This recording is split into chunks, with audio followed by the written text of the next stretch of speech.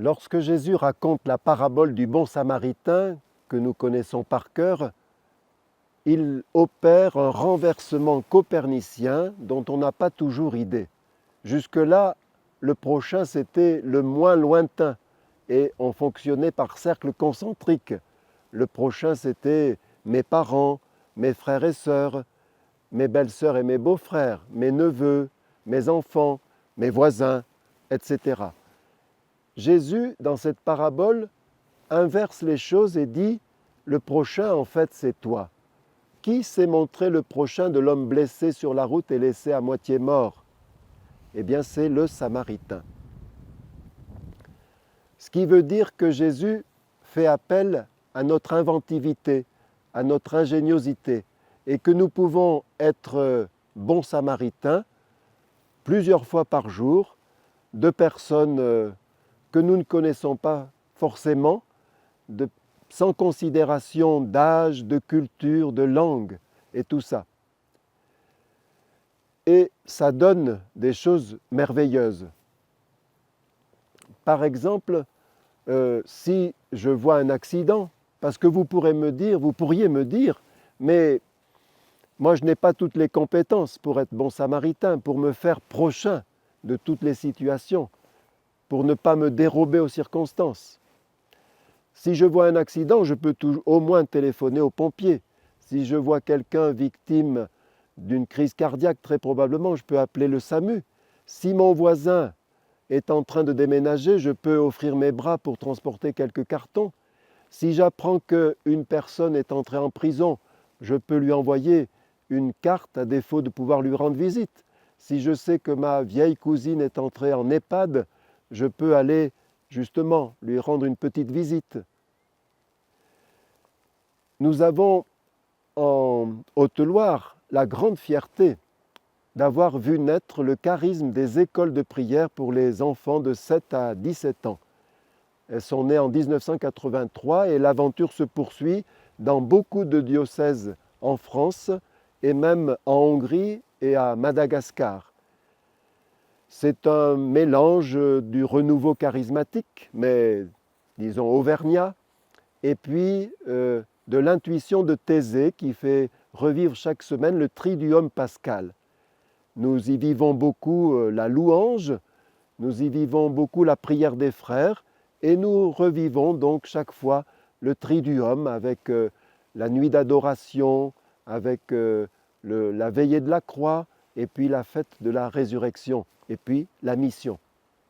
Et dans ces écoles de prière, au fil des années, sont nées des intuitions, des idées qui permettent à chacun de se faire prochain de l'autre. Par exemple, le deuxième jour, quand on a fait un peu connaissance, parce que ces écoles réunissent jusqu'à 135 personnes, adultes, animateurs, serviteurs compris, disons 100 enfants et 35 adultes animateurs. Le deuxième jour, chacun tire le nom en secret d'un participant et devient de fait l'ange de cette personne, qu'il soit adulte, qu'il soit enfant, et toute la semaine, il va essayer de faire plaisir à son protégé, sans se faire remarquer puisque l'ange est toujours invisible, mais avec beaucoup d'attention. Une deuxième idée parmi d'autres qui est née toutes ces années, nous avons inventé le banc samaritain. Au milieu de l'espace où nous évoluons, nous avons disposé un banc et la personne, adulte ou enfant, qui se trouve peut-être un moment de cafard, qui se trouve un peu isolé, peut aller s'asseoir sur le banc et le premier participant qui le voit peut aller s'asseoir à côté pour parler un petit peu. Voilà le banc samaritain. Mais vous me direz, est-ce qu'il n'y a pas des situations où il est impossible d'être le prochain? Je vais vous en raconter une que j'ai lue dans une revue chrétienne et qui m'a beaucoup touché. Cette anecdote est racontée par une personne qui a 80 ans passés maintenant et qui a été institutrice, professeure des écoles. Elle dit qu'elle se souvient, elle se souviendra longtemps de cet enfant de 7 ans qui venait accompagné par sa grand-mère. Elle avait été très touchée par la complicité qu'il y avait entre l'enfant et sa mamie. La grand-mère l'amenait le matin, ils se tenaient par la main, ils se parlaient beaucoup, il y avait toujours des baisers échangés, des beaux regards échangés. La grand-mère venait le chercher à 11h30 pour le faire manger à la maison puisque les deux parents travaillaient. Elle le ramenait à 1h30 et elle revenait le chercher à 4h30. Elle sait aussi qu'il passait la plupart de ses mercredis après-midi chez sa grand-mère. Et puis un matin, c'est la maman qui amène son fils. Et la maman est triste. L'institutrice comprend qu'il se passe quelque chose et elle lui dit « On a dû emmener ma maman d'urgence à l'hôpital. C'est un calcul à l'entrée du cholédoque. Les médecins sont très pessimistes. » Effectivement, quand la maman revient à 11h30, eh bien, elle lui apprend que sa propre maman est décédée. L'enfant part avec sa maman et quand il revient à 1h30, évidemment, toute la misère du monde se lit sur le visage du petit. Il va à sa place et il met sa tête sur ses mains.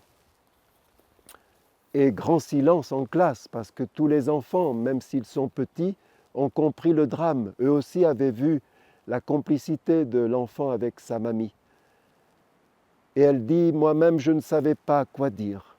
Et puis, une petite Noël, une petite fille, a dit simplement « Et si on priait ?» Et alors, nous avons simplement dit un « Je vous salue », puis après, j'ai parlé un peu parce que j'étais aussi très touché, j'avais perdu ma propre maman à l'âge de 7 ans. Et j'ai expliqué que sa mamie était au ciel, que sa mamie continuerait de veiller sur lui, qu'il pouvait aussi se confier à sa mamie. Elle a balbutié, mais elle a su dire des choses en vérité pour aider. Le lendemain, quand sa maman l'a ramenée à l'école, elle a dit à cette maîtresse « Je ne sais pas ce que vous lui avez fait ou ce que vous lui avez dit hier, mais quand je l'ai retrouvé à 4h30, je l'ai trouvé en paix et je vous remercie beaucoup. » Alors on ne sait pas dire vraiment les effets de la prière. Il y a des effets psychologiques.